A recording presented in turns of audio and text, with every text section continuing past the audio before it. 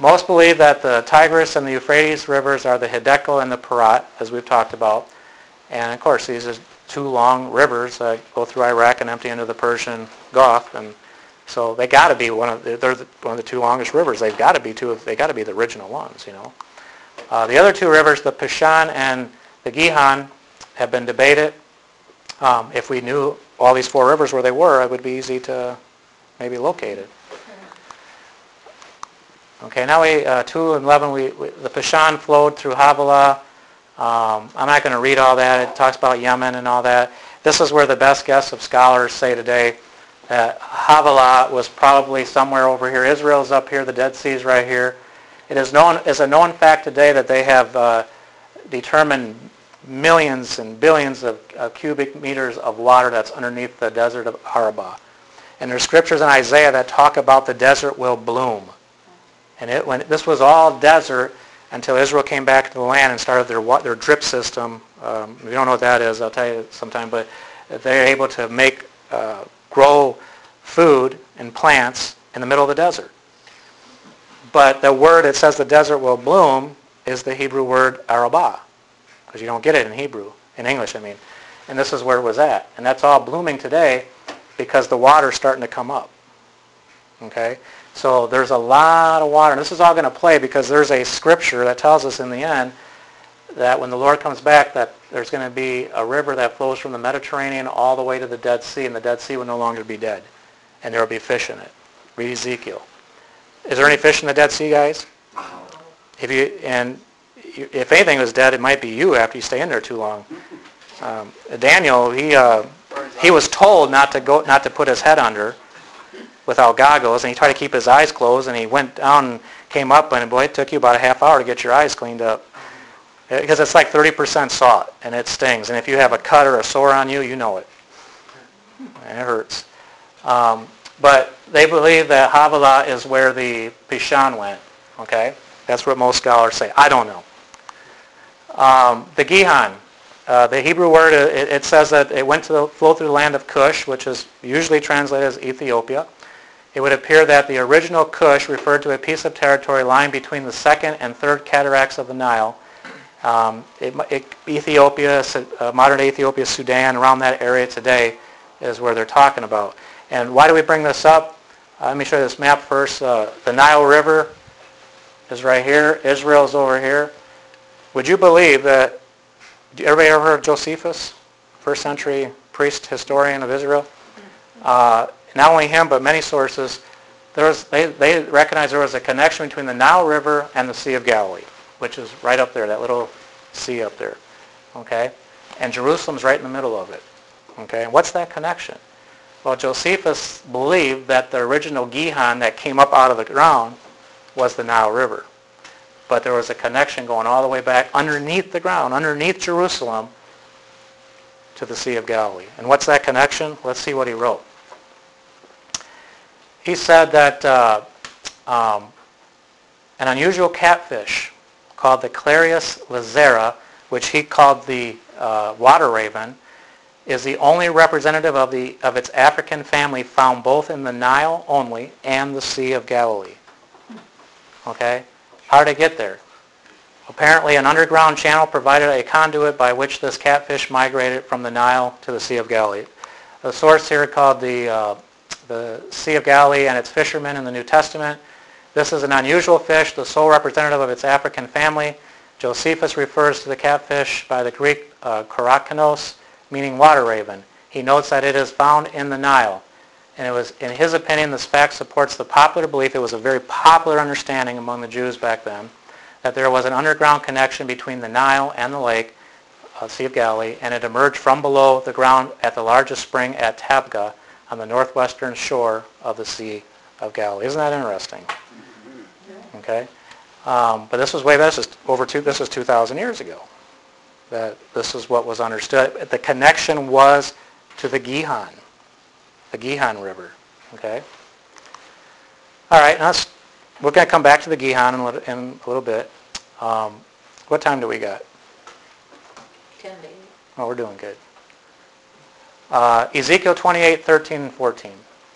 This is a parable that was chanted against the king of Tyre, which is in Lebanon.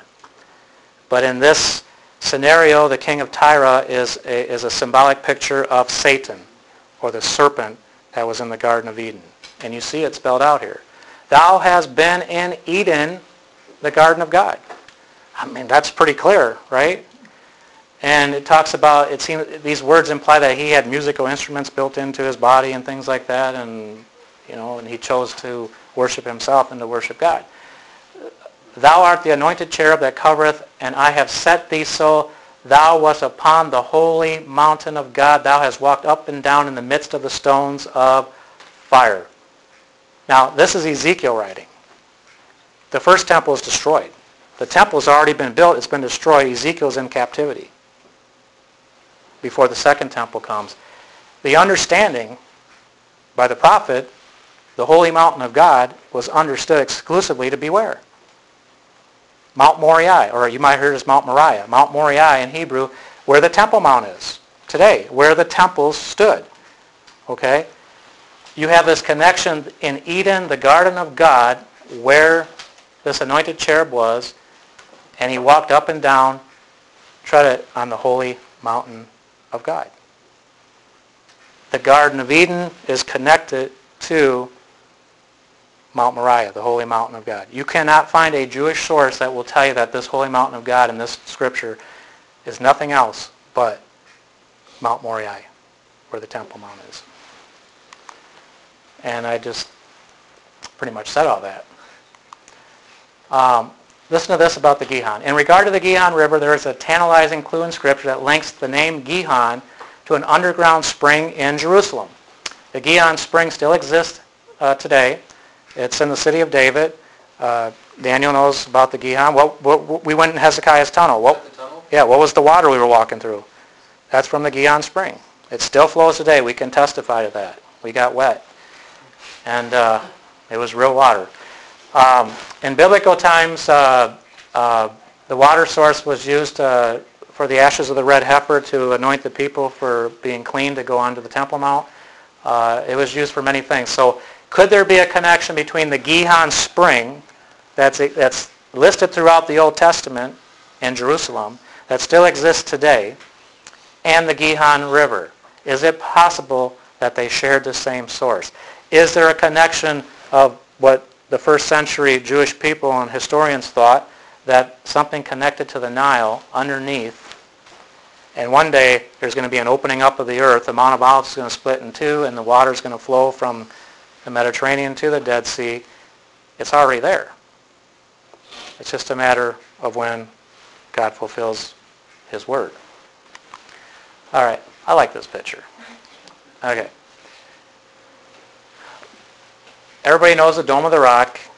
The rabbinic understanding today that the Dome of the Rock does sit over where the Holy of Holies stood in the temple. You have different opinions of other people that think something different, but I'm not going to get into that here.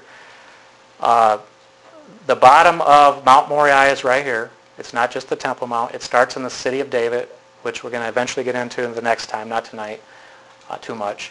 And it goes up, and then you have the Temple Mount is not on the highest part, actually north. This is south, this is north, and that's east. North of the Temple Mount is even a little bit higher, and that's still Mount Moriah.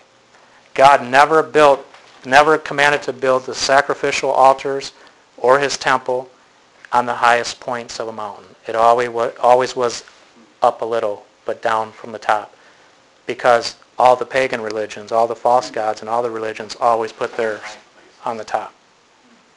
And you will find this throughout all of Israel, anything related to the Old Testament scriptures coming to life when they found the archaeological record of events taking place.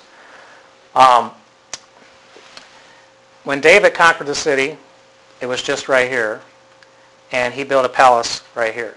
Remember, he didn't build the temple, his son Salomon did.